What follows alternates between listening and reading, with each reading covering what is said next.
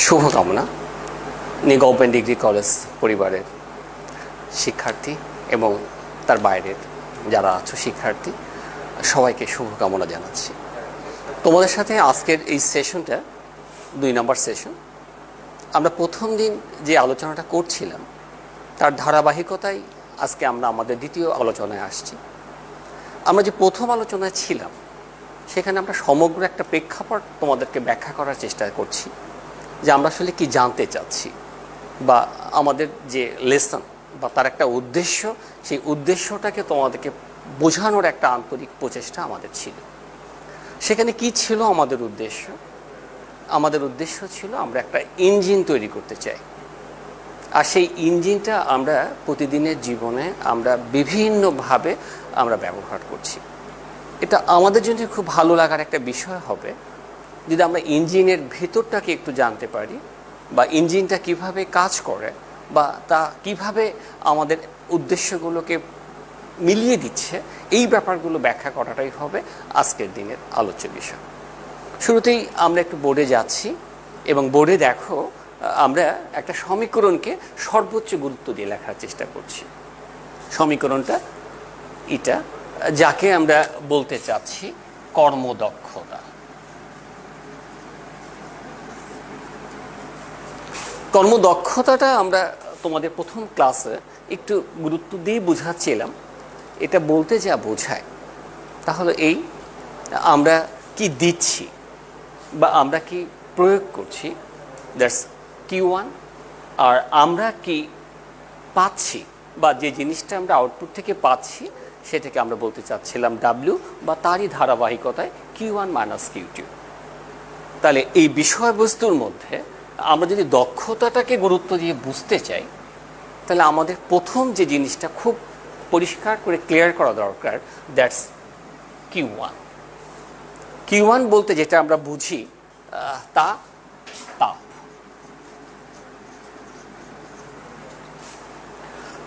তাপটা আমরা ব্যাখ্যা করতে চাচ্ছি সেই তাপের ধারাবাহিকতার জায়গা থেকে আমাদের এই আলোচনাটা। ফার্স্ট, তাপ এক প্রকার শক্তি, দ্যাটস এনার্জি।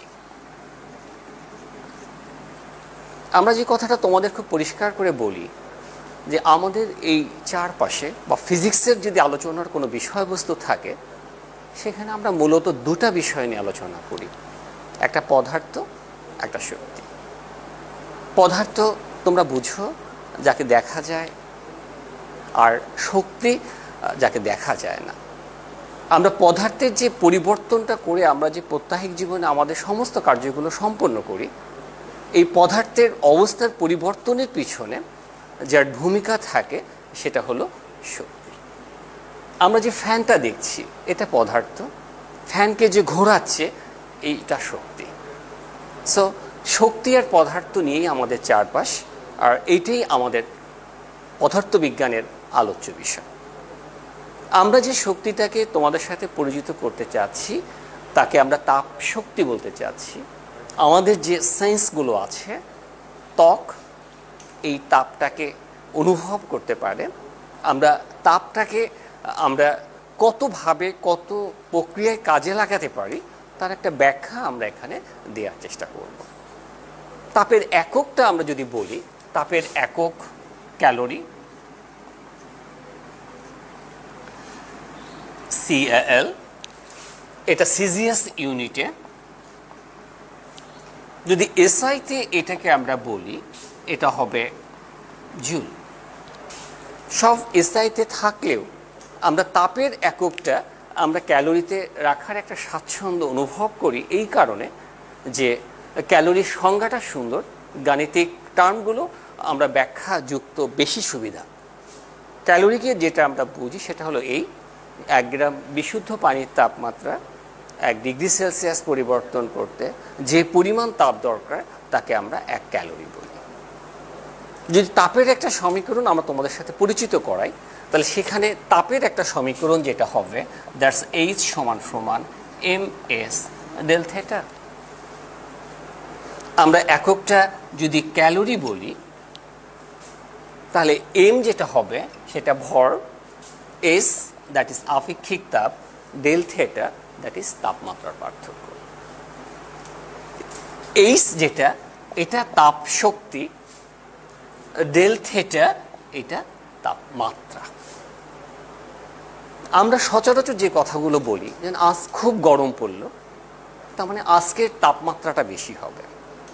তাপমাত্রার সাথে তাপের একটা সম্পর্ক আছে। আমরা জানি তাপ, তার কারণেই একটা পদার্থে তাপমাত্রা তৈরি হয়।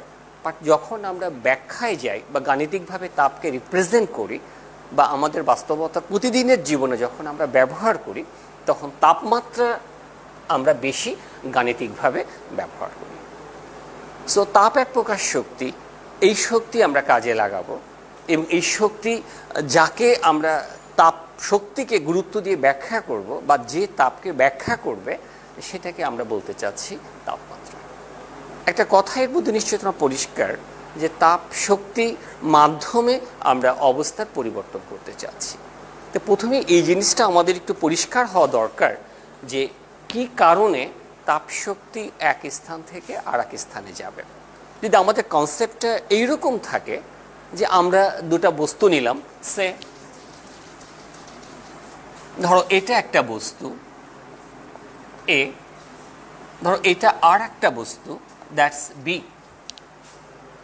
যদি এইরকম আর ভাবি এ বস্তুর তাপমাত্রা 1000 ক্যালোরি, বি বস্তুর তাপমাত্রা 100 ক্যালোরি, আমাদের কমন সেন্স যেটা বলবে যে স্যার এটার তাপশক্তি বেশি, এটার তাপশক্তি কম, তাহলে অবশ্যই এ বস্তু থেকে বি বস্তুতে তাপশক্তি প্রবাহিত হবে। আমাদের এই ভাবনাটার মধ্যে কোনো ভুল নেই, কিন্তু বাস্তবতার মধ্যে একটু ভুল আছে।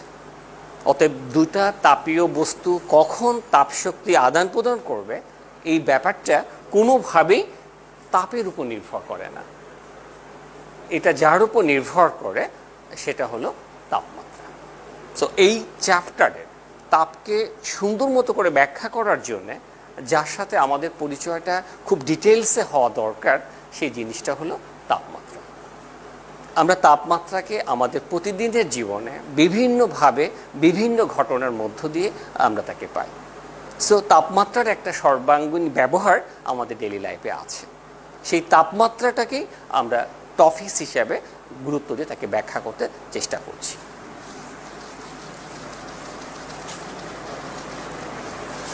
খেয়াল করো, দ্যাটস তাপমাত্রা।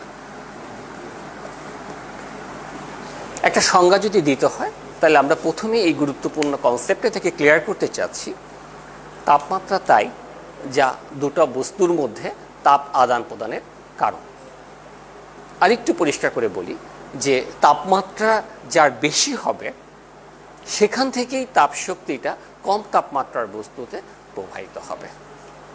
সো তাপমাত্রাটাই নির্ধারণ করবে কোন বস্তু তাপ দেবে আর কোন বস্তু তাপ নেবে।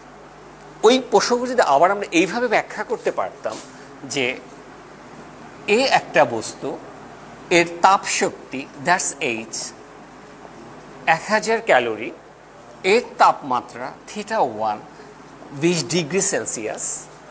যদি বি আর একটা বস্তু হয়, এর তাপমাত্রা 10 ক্যালোরি, বাট তাপমাত্রা θ2 30 ডিগ্রি সেলসিয়াস। এই ক্ষেত্রে আমরা যেটা বলতেই চাচ্ছি যে বি থেকে এর দিকে তাপ শক্তি প্রবাহিত হবে। একটু অবাক যদি হয়েও থাকো, এটাই বাস্তবতা যে তাপমাত্রা যেহেতু বি সাবস্টেন্সের বেশি 30 ডিগ্রি সেলসিয়াস, সো এইখান থেকেই তাপ শক্তিটা এর দিকে প্রবাহিত হবে। তোমার যদি মনে হয় যে এটা কিভাবে সম্ভব, তাপ কম হলে তাপ শক্তি কি বেশি হতে পারে, আমরা বলতেছি অবশ্যই হতে পারে। কারণ তাপের যে সমীকরণটা তোমাদের আগে পরিচিত হলাম, that is M S del theta, এখান থেকে আমরা যেটা ক্লিয়ার করতে পারি যে তাপ শক্তিটা থেটার সাথে সম্পর্কিত।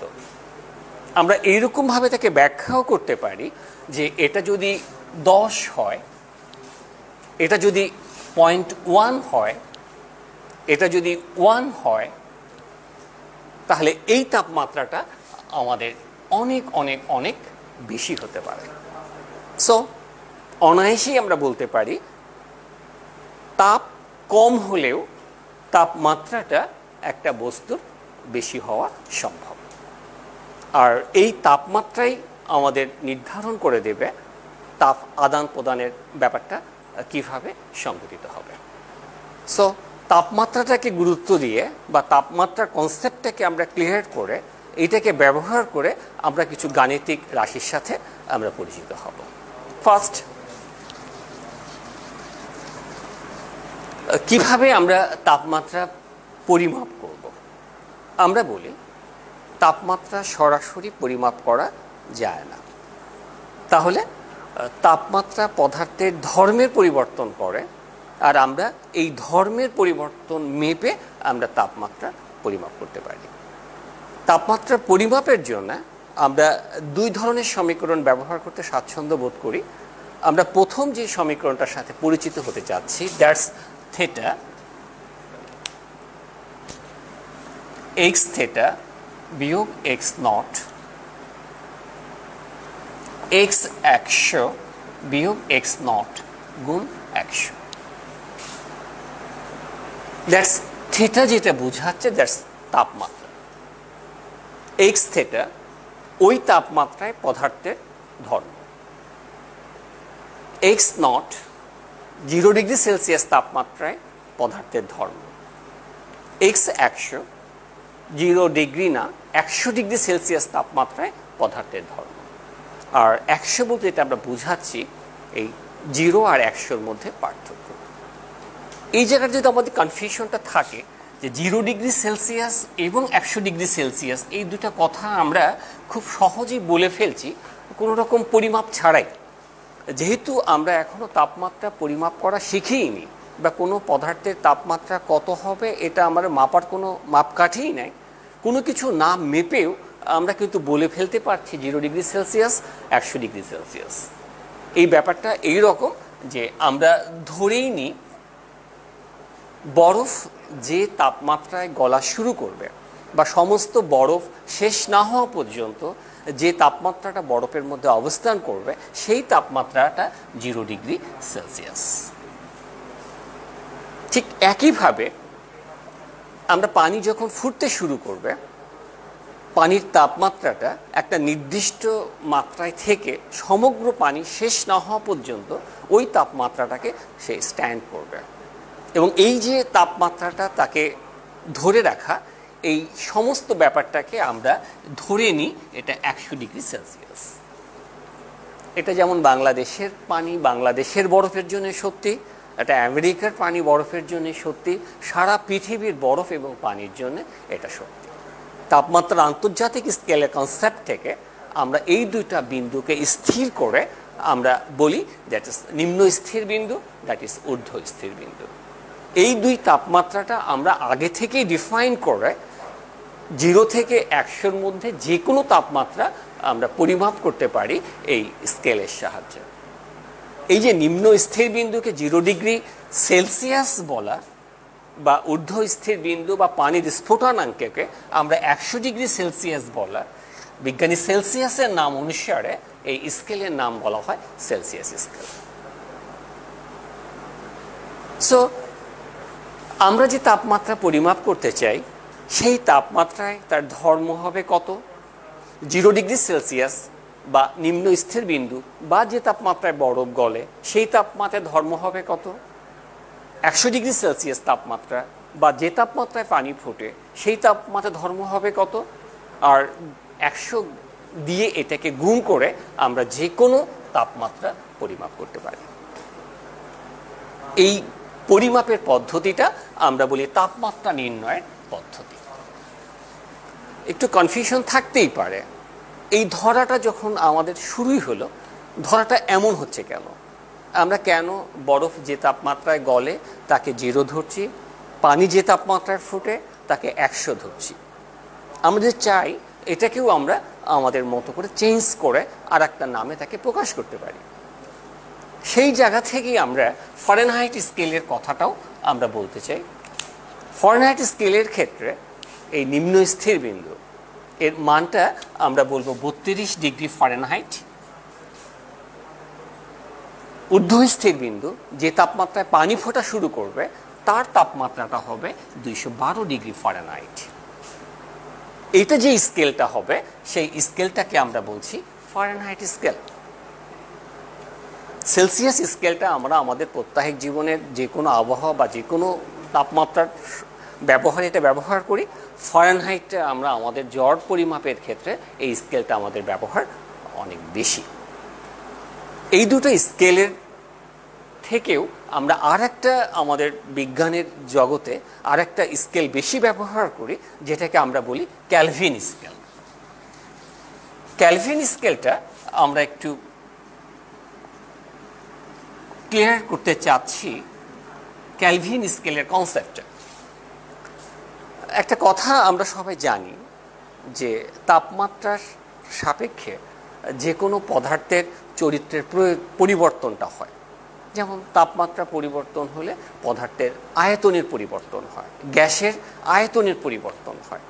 বা আমরা যদি পরিষ্কার করে বলি যে কোনো গ্যাসীয় সাবস্টেন্সের তাপমাত্রা বাড়ালে তার আয়তন বাড়বে, তাপমাত্রা কমালে তার আয়তন কমবে। তাহলে এই যে তাপমাত্রা কমলে আয়তন কমবে, আমরা হয়তো তাপমাত্রা মাপার একটা স্কেল আমরা পরিষ্কার করে আসছি যে 0 ডিগ্রি সেলসিয়াস একটা স্কেল। সেই তাপমাত্রায় যদি গ্যাসের চরিত্রটাকে আমরা মাপতে চাই তাহলে আমাদের হয়তো এক্সপেকটেশন থাকবে যে যেহেতু এটা 0 ডিগ্রি সেলসিয়াস তাপমাত্রা, অতএব এই তাপমাত্রায় গ্যাসের আয়তনটা 0 হওয়া উচিত। যদি 0 ডিগ্রি সেলসিয়াস তাপমাত্রায় গ্যাসের আয়তনটা 0 ডিগ্রি সেলসিয়াসের সাপেক্ষে আয়তনটা 0 হতো, তাহলে আমাদের নতুন আর কোনো স্কেলের প্রয়োজন হতো না। কিন্তু গ্যাসের যে গুরুত্বপূর্ণ ধর্ম বা গ্যাস যেটা বলতে চায় বা গ্যাসের যে বৈশিষ্ট্য, সেই বৈশিষ্ট্য থেকে আমরা জানি যে 0 ডিগ্রি সেলসিয়াস তাপমাত্রায় গ্যাসের আয়তন 0 হয় না। যদি একটা লেখের সাহায্যে ব্যাপারটা তোমাকে বোঝানোর চেষ্টা করা যায়, দ্যাটস থিটা, দ্যাটস ভি। আমরা দেখব গ্যাসের ক্ষেত্রে তাপমাত্রার সাথে আয়তনের যে সম্পর্ক সেটা অনেকটা এইরকম।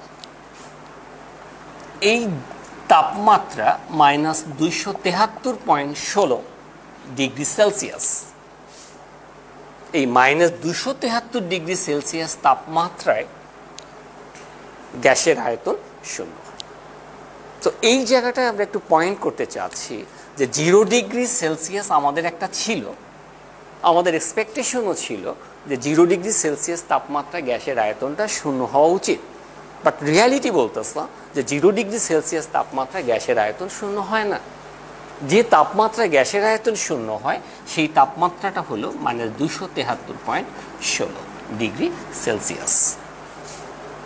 তাহলে যে তাপমাত্রা গ্যাসের আয়তন 0, সেই তাপমাত্রাটাকে যদি আমরা আমাদের স্কেলে ব্যবহার করি তাহলে আমাদের গ্যাসের রেফারেন্সে এই স্কেলটা আমরা খুব বেশি ব্যবহার করতে পারব এবং তাকে প্রায়োরিটি দিয়ে আমাদের এই ক্যালভিন স্কেল। এবং ক্যালভিন স্কেলের আমরা যেটা বলতেই চাই যে এটা কত হবে, আমাদের যেটা 0 ক্যালভিন, দ্যাট ইজ 0 ক্যালভিন, এটা বলতে আমরা 273.16 ডিগ্রি সেলসিয়াস বুঝবো। মানে 273 ডিগ্রি সেলসিয়াসটাই হলো আমাদের, যেটা আমরা বলতে চাচ্ছি যে এই -273 ডিগ্রি সেলসিয়াস যেটা হবে এটাই হলো আমাদের 0 এবং এই তাপমাত্রায় গ্যাসের আয়তন 0 হবে। সো এই তাপমাত্রাকে স্ট্যান্ডার্ড ধরে আমরা যে আর একটা স্কেল তৈরি করি সেটা হলো আমাদের ক্যালভিন স্কেল। তাহলে Celsius scale, Fahrenheit scale, Kelvin scale, তিনটা স্কেলই আমরা আমাদের সাথে বিজ্ঞানের বিভিন্ন জায়গায় আমরা বিভিন্নভাবে তাদেরকে ব্যবহার করি। যদি এই ইকুয়েশনটা আমরা একটু বুঝি, দ্যাট ইজ C/5 F - 32/9, আমরা বলি K - 273/5। কথাটা এইরকম, সি নিম্ন স্থির বিন্দু 0, ঊর্ধ্ব স্থির বিন্দু 100, 100 - 0, ফরেনহাইট স্কেল, নিম্ন স্থির বিন্দু 32, ঊর্ধ্ব স্থির বিন্দু 212, 212 বিয়োগ 32। ক্যালভিন স্কেল, নিম্ন স্থির বিন্দু 273, ঊর্ধ্ব স্থির বিন্দু 373, 373 বিয়োগ 273, দ্যাটস 100। সো 3 স্কেলের সম্পর্ক থেকে আমরা সেলসিয়াস, ফারেনহাইট, ক্যালভিন আমরা রূপান্তরের মাধ্যমে যে কোনো স্কেলকেই আমরা কনভার্ট করতে পারি। সো সেলসিয়াসের ইনফরমেশন দিয়ে আমরা ক্যালভিন দিয়ে ফরেনহাইট যে কোনো রূপান্তরটা আমরা করতে পারি। এবং এই রূপান্তর স্কেলে আমরা যে পদ্ধতিটা ব্যবহার করলাম সেই পদ্ধতিটা ছিল 2 স্থিরবিন্দু পদ্ধতি। এই 2 স্থিরবিন্দু পদ্ধতি যখন আমরা ব্যবহার করছি, আমরা যে পদার্থটা ব্যবহার করছি সেই পদার্থের বিশুদ্ধতার সাপেক্ষে তার চরিত্রটা ভূমিকা রাখতে পারে। সেই জায়গা থেকে যদি আমরা এক স্থির বিন্দুর মাধ্যমে এই তাপমাত্রা স্কেলটা পরিমাপ করতে পারি, তাহলে এই জিনিসটা আমরা একটু সুন্দর মতো করে ব্যাখ্যা করতে পারি। সো এক স্থির বিন্দু ব্যবহার করে যে তাপমাত্রার স্কেল, যেটাকে আমরা ট্রিপল পয়েন্ট বা ত্রৈধ বিন্দু বলতে চাচ্ছি, সেটাই হবে এক স্থির বিন্দু স্কেলের শর্ত। ত্রৈধ বিন্দুটা একটু ক্লিয়ার করে নাও। দ্যাটস ত্রৈধ বিন্দু বা ট্রিপল পয়েন্ট। কি বোঝায়? আমরা বলি 4.58 মিলিমিটার চাপে যে তাপমাত্রায় বিশুদ্ধ বরফ, গলিত পানি, জলীয় বাষ্প একই তাপীয় সাম্যে অবস্থান করে, সেই তাপমাত্রাকে আমরা ত্রৈধ বিন্দু তাপমাত্রা বা ট্রিপল পয়েন্ট টেম্পারেচার বলি। এই তাপমাত্রাটা কত? আমরা বলি 273.158 ডিগ্রি সেলসিয়াস।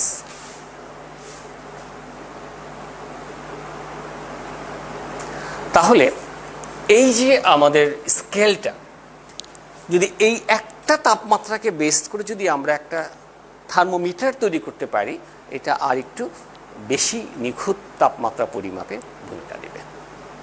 সো সেই জায়গাতে আমরা বলতে চাই যে পদার্থের ধর্ম, দ্যাটস এক্স, কার সাপেক্ষে আমরা করতে চাচ্ছি? ত্রৈধ বিন্দুর রেফারেন্সে করতে চাচ্ছি। সো ত্রৈধ বিন্দুর জায়গা থেকে আমরা যেটা বলতে চাচ্ছি ট্রিপল পয়েন্ট, এক্স ধর্ম, ট্রিপল পয়েন্ট, ত্রৈধ বিন্দুর তাপমাত্রা। আমরা যদি এবার যে কোনো একটা যে তাপমাত্রাটা আমরা পরিমাপ করতে চাই, সেই তাপমাত্রার জায়গা থেকে যদি আমরা বলি যে x is proportional to T, x ধর্ম, টি যে কোনো তাপমাত্রা, আমরা বলতে পারি এক্স সমান সমান কেটি। ট্রিপল পয়েন্টের রেফারেন্স যদি বলতে চাই, X T R is proportional to T R P, আমরা বলবো that's X T R, that is K, that is T R P. K এই ভ্যালুটা যদি আমরা এই সমীকরণে বসিয়ে দিই, দ্যাটস কে সমান সমান যেটা আমরা লিখতে পারি, that's X T R T T R P, triple point. K এই মানটা এখানে আমরা বসাতে চাচ্ছি। সো এক্স কে সমান সমান দ্যাটস টি, এটা আমাদের পরিমেয় তাপমাত্রা, এটা হবে এক্স বাই কে। কে এর মানটা যদি আমরা বসাই, that is X, that is X T R R T T R P. এবং এই মানটা আমরা সবাই জানি, that is X, that is X T R 273.15।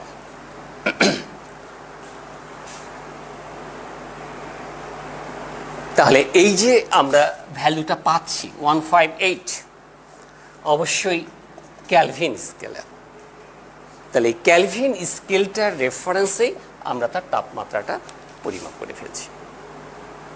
তাহলে যে তাপমাত্রা আমরা পরিমাপ করতে চাচ্ছি, দ্যাটস ক্যালভিন স্কেলে এক্স, ওই তাপমাত্রা ধর্মটা কেমন ছিল?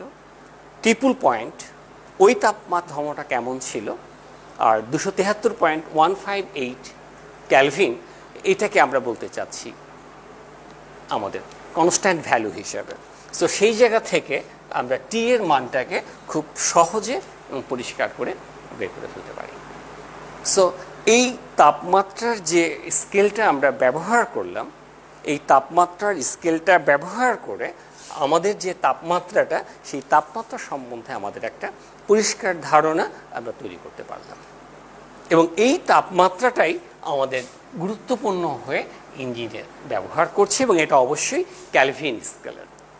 আমাদের সেলসিয়াস স্কেলের তাপমাত্রা আমরা থেটা দিয়ে ব্যবহার করলেও ক্যালভিন স্কেলের তাপমাত্রা বড় হাতের টি দিয়ে আমরা ব্যবহার করি, এবং যেখানেই আমরা বড় হাতের টি এবং আমাদের গোটা তাপ ইঞ্জিনে আমরা যত রকম তাপমাত্রার সাথে পরিচিত হব, এই সবটাই থাকবে ক্যালভিন স্কেলে বা যেটা বড় হাতের টি।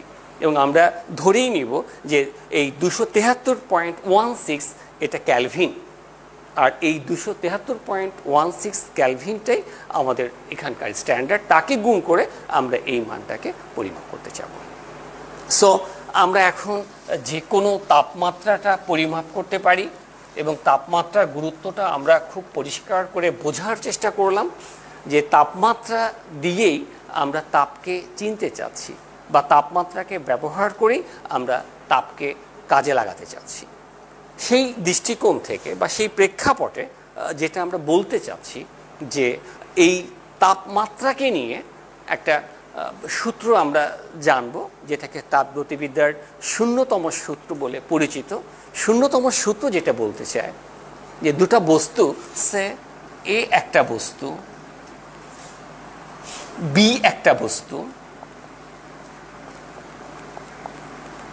একটা বিভেদক দ্বারা বা তাপ অন্তরক দ্বারা এই দুটা বস্তুকে আমরা আলাদা করে রাখলাম। এই দুটা বস্তুকে একই সাথে যদি আমরা আর একটা বস্তু সি এর সাথে সংযুক্ত করি,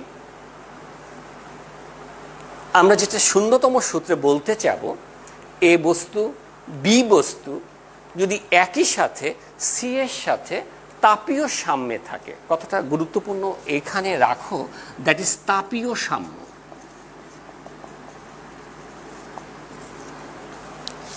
তাপীয় সাম্য কথাটাকে গুরুত্ব দাও। যদি এ বি আলাদাভাবে সি এর সাথে তাপীয় সাম্যে থাকে, তাহলে এ এবং বি উভয়েই তাপীয় সাম্যে থাকবে, তাপ অন্তরক পদার্থ থাকা সত্ত্বেও। অথবা তাপ অন্তরক পদার্থকে যদি আমরা বাদও দিই, তবু তারা তাপীয় সাম্যে থাকবে। তাপীয় সাম্য বলতে যেটা আমরা বোঝাতে চাচ্ছি সেটা হলো তাপের পার্থক্য থাকতে পারে, কিন্তু তাপমাত্রার কোনো পার্থক্য থাকবে না। এই ক্ষেত্রে এ বি সি তিনজনেরই তাপমাত্রা একই থাকবে, আর তাপমাত্রা একই থাকার কারণে এদের মধ্যে আর কোনো তাপের আদান প্রদান হবে না। এই সূত্রটাকেই আমরা তাপগতিবিদ্যার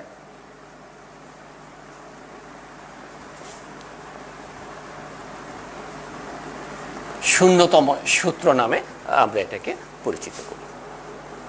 এই জায়গাটায় আমাদের কথাটা এই যে তাপীয় সাম্যের জায়গাটা, যে তাপ আদান প্রদান হবে কি না এটা নির্ভর করবে তাপমাত্রার বৈশিষ্ট্যের উপর। তাপের পার্থক্য থাকতে পারে, কিন্তু তাপমাত্রা জায়গাতে এর কোনো পার্থক্য থাকবেই না।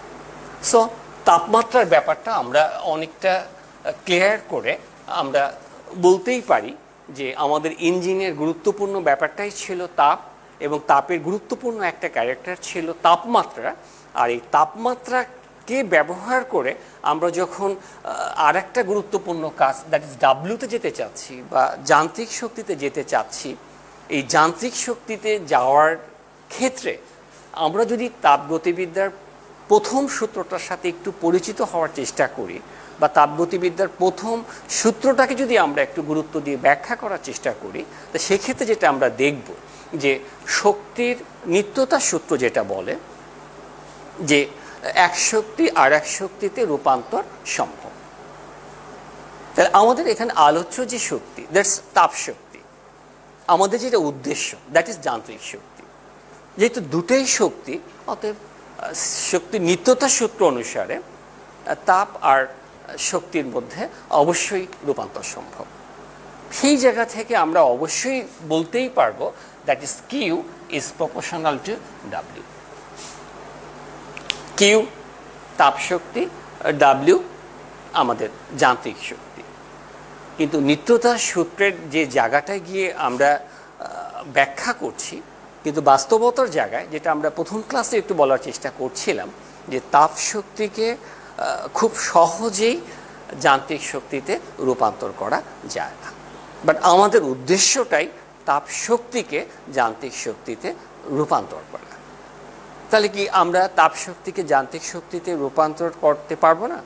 আমরা তখন বলি যে না, আমরা যদি বাস্তবে একটু খেয়াল করি, যে তুমি যদি একটা জাস্ট পাত্র নাও, তাকে গ্যাসে রেখে তুমি যদি খেয়াল করো যে এই যে পাত্রটার ঢাকনি তুমি সারা দিন তাপ যোগান দিয়ে যাচ্ছ, তুমি দেখবা এই ঢাকনিতে তুমি কোনো পরিবর্তনই পাচ্ছ না।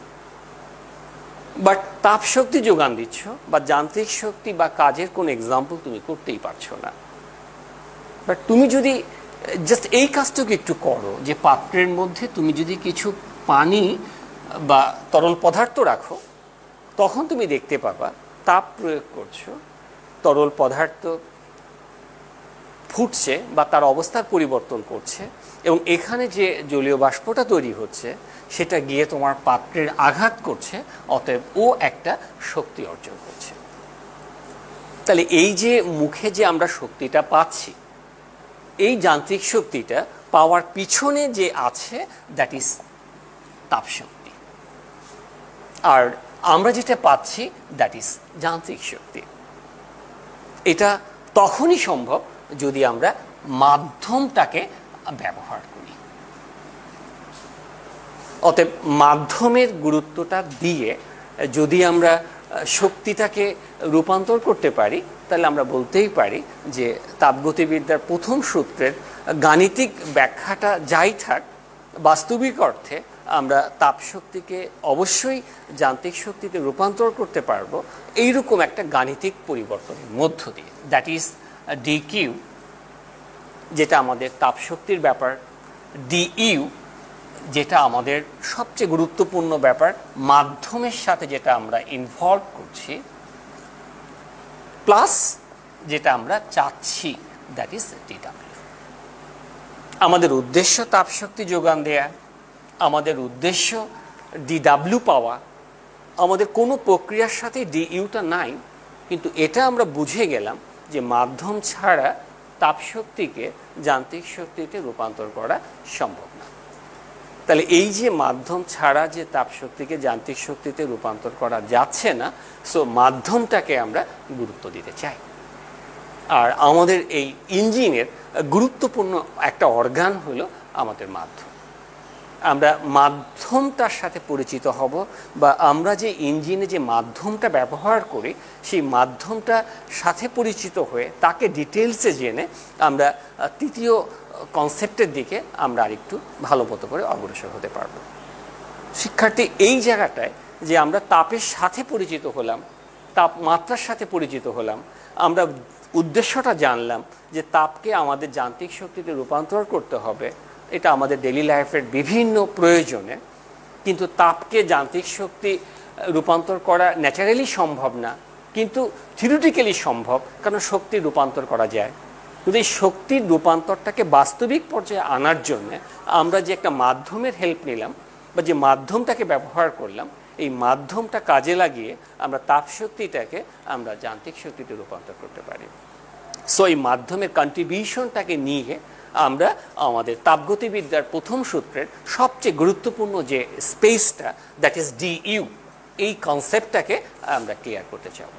সো আমাদের নেক্সট যে ক্লাসটা থাকবে, আমরা আন্তরিকভাবে চেষ্টা করব সেই জায়গাতে এই মাধ্যমটাকে গুরুত্ব দিয়ে, বা মাধ্যম হিসেবে আমরা ইঞ্জিনে কাকে ব্যবহার করি বা তার ধর্মটা কেমন বা তাকে কি করে ব্যবহার করা যায়, এই গোটা ব্যবহার ব্যাপারটাই আমরা নেক্সট ক্লাসে তোমাদের সাথে বোঝানোর চেষ্টা করব।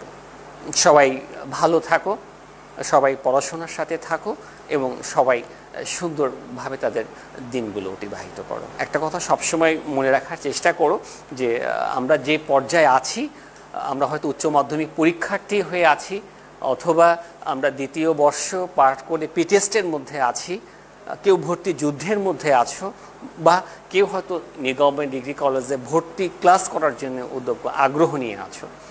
সবার জন্যেই একটাই ইনফরমেশন যে কনসেপ্ট বা জ্ঞান এটা আমাদের সার্বজনীন। যে অবস্থাতেই থাকি আমাদের পড়াশোনার কখনোই কোনোভাবেই ঘাটতি তৈরি করা যাবে না। আমরা হয়তো আরেকটু বেশি ক্লাস নিতে পারলে বা আরেকটু সিলেবাস বা আরেকটু রুটিনটা গুছায় পড়তে পারলে তোমাদের হয়তো বেশি উপকার করতে পারতাম। কিন্তু সব প্রেক্ষাপটে রেফারেন্সেই বুঝতেই পারছো সীমাবদ্ধতা এখানে সব সময়ই আছে। এই সীমাবদ্ধতাটুকুর মধ্য দিয়েই আমরা যেটা চাচ্ছি, এটা বারবার করে যেটা আমরা বলতেই চাচ্ছি, যে আমরা তোমাকে লেখাপড়া অনেকটা দেখিয়ে বুঝিয়ে যে তোমাকে অনেকটা চেঞ্জ করতে পারবো তা আমরা কখনোই আশা করি না। আমরা যেটা আশা করি তোমার ভিতরের পরিবর্তনটা, তোমাকে মোটিভেশন করানো, তোমার ভিতরের একটা জাগানো, স্বপ্নকে জাগিয়ে তোলা, যে স্বপ্নই তোমাকে হাঁটায় পথ চলায় জীবনে বড় করতে সাহায্য করবে। ওই জায়গাটুকুতেই আমাদের দায়িত্ব, বাকিটুকু তোমার পথ চলা, তোমার আনন্দ, তোমার সব কিছু। ভালো থেকো, ধন্যবাদ।